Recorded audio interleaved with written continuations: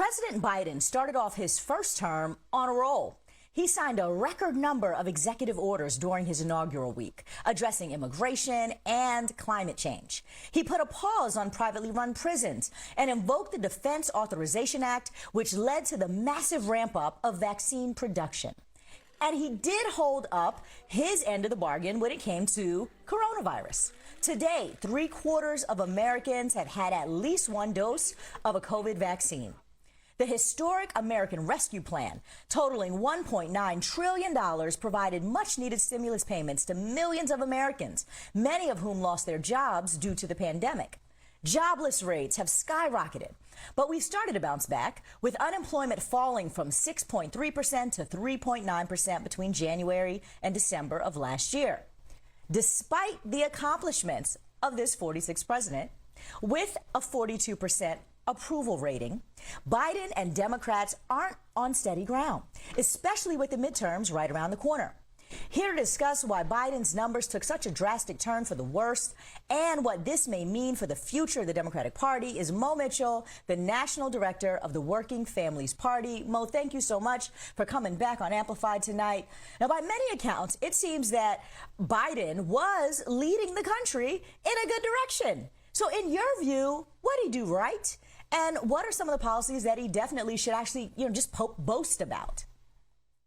Sure. I think it's always important to tell the truth. And one thing I want to say, and that means being able to articulate what's working and where the president and Democrats have succeeded and where they still need to demonstrate that they have the ability to complete their agenda. But before I get into that, I want to remind everybody that this president won a popular mandate and won with a margin of 7 million votes. And his party has trifecta control of the federal government. And I want to remind everybody, especially the Black folks in places like Atlanta and Philly and Milwaukee, that our organizing is one of the components that led to that, building that electoral coalition and flipped 2 Senate seats in Georgia. And so in any properly functioning democracy, that would mean that the party in power would have a clear mandate to then have the privilege to be able to execute their agenda uninterrupted. Now, we don't live in that democracy, which is one of the reasons why we're having this conversation. But I just want to ground this in the flawed structures of our democracy, right? Now, that doesn't take the Democrats or Joe Biden off the hook. Now, let me get into Joe Biden and his record. If I had to give his record a grade, I would give it an incomplete. So like you mentioned in the beginning of the segment, the American Rescue Plan is historic. It is unambiguously good and unambiguously and clearly historic. The resources that are now in the coffers of state and local governments, imagine where we would be if that wasn't the case. The direct payments that went to the $1,400 payments that went to many Americans, and then the child tax credit, which has halved child poverty. I mean, this is a triumph for working people in many ways. And none of that money went to wealthy folks, billionaires, corporations. So I want to acknowledge what a successful piece of legislation that is. And it's imperfect, but it is historic. And I think also the I feel work a that was butt done coming around on. relief, it's an and, right? There are pieces of the agenda that have not yet been dealt with. Build Back Better, right? Now, that is the significant spending program that is all about infrastructure, and not just roads and bridges, but the people infrastructure, right? So we need to recover from COVID and all of the secondary impacts that COVID has had on our lives. But after recover, we need to, I'm going to use the president's word, build back better. And that's still just languishing, right? And we want to get that done. Then there's voting rights, which for Black folks, this is voting rights for everybody, but for Black folks historically in this country, voting rights plays a critical role for us and our journey to freedom. That's still on the agenda. And then police reform and criminal justice reform. And that is just kind of languishing. And we need to make sure that this White House and the Democrats that have control of the federal government get it done and are still undeterred despite setbacks. There will always be setbacks.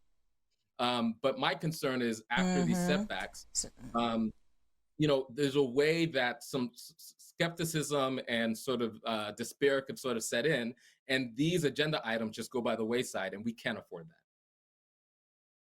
So when he got into office, his approval rating was over 50%, which still, I mean, you think it's just over half, doesn't sound amazing. But now it's actually down to 42. I'm listening to you, acknowledge the accomplishments. I wonder then, where did he go wrong from your perspective, if there is a positive path somewhere? What's missing? So I always try to be constructive in my criticism. A few weeks ago, he and Vice President Harris pretty famously went to Georgia to give a speech on voting rights, and they were really robust and clear and forceful in their message that we have to get this done. That Senate rules must be changed in order to get it done.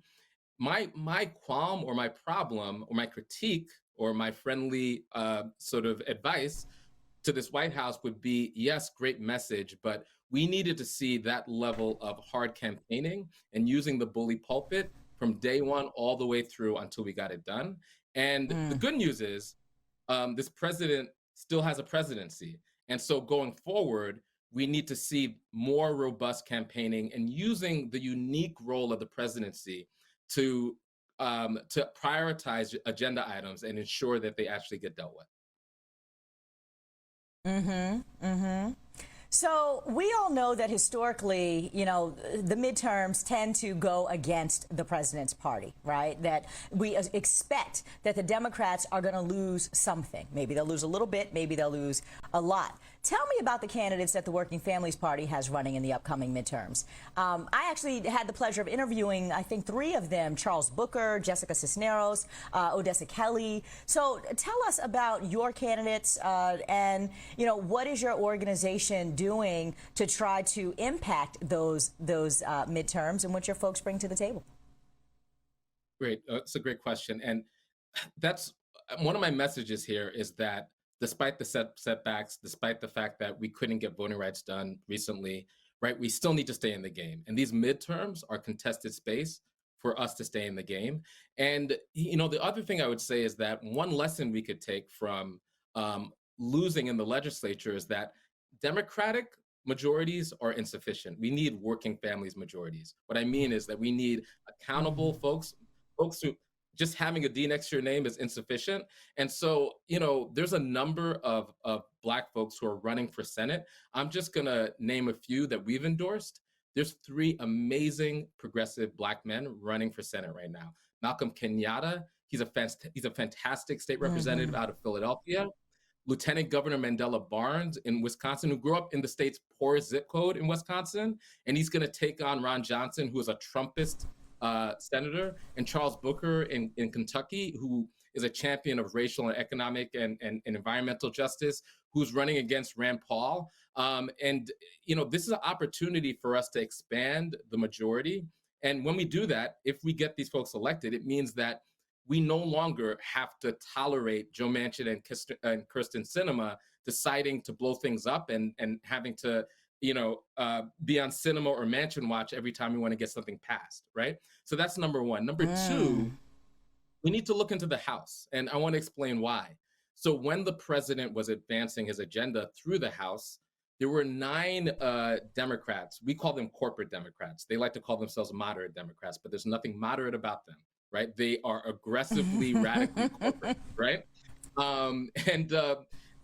We're taking on 2 of them. Jessica Cisneros is challenging Henry Cuellar in Texas, and she got close to beating him last cycle, 3 points to beating him.